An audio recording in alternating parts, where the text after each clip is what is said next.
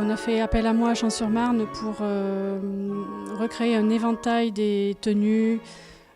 pour une famille aristocratique du XVIIIe siècle, ce qui a demandé beaucoup de recherches d'après des documents anciens, que ce soit peinture ou pièces d'époque, et qui a demandé en particulier la création de broderies comme elles pouvaient être faites à l'époque pour les tenues de cour, pour les hommes comme pour les femmes. La mise en place des costumes s'est faite de façon à la fois thématique et chronologique, puisque dans les grands salons, nous avons des tenues d'apparat, et dans les pièces plus intimes, nous avons des tenues de simplicité ou des choses un peu plus originales. Et le but était de montrer l'éventail des modes du XVIIIe siècle avec les diverses influences que la mode subit à cette époque-là, que ce soit des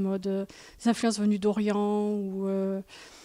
des influences venues des idées philosophiques également qui poussent les gens à vouloir des tenues plus simples, plus confortables. On a organisé cette exposition qui a lieu du mois de juin jusqu'au début novembre pour animer le château d'abord et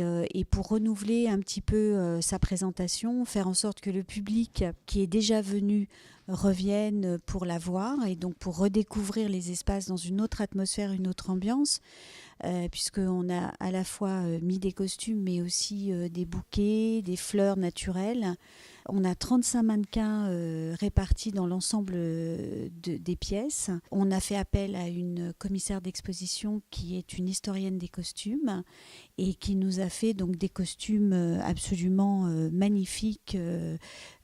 qui correspondent à la fois à l'ambiance et à l'atmosphère de la pièce dans laquelle ils sont installés, qui donnent une histoire et une approche tout à fait différente. Donc voilà, on a aussi organisé des visites guidées et on mettra également en place